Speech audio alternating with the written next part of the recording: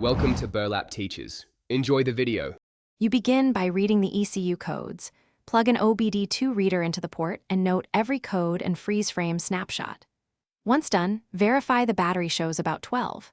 6 volts and that terminals are clean, because low voltage causes false faults.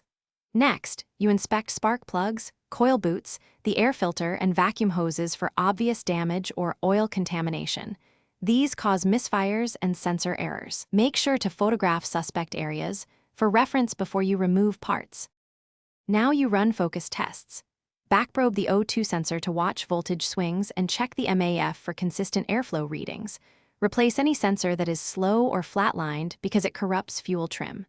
Then measure fuel pressure at the rail. Expect mid-30s psi or the Yamaha spec.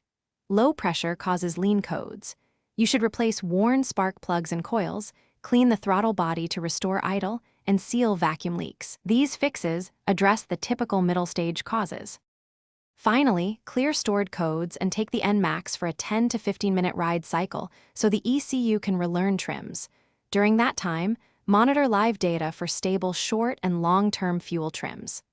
Once back, confirm idle stability and that no new codes reappear, because persistent faults need deeper isolation.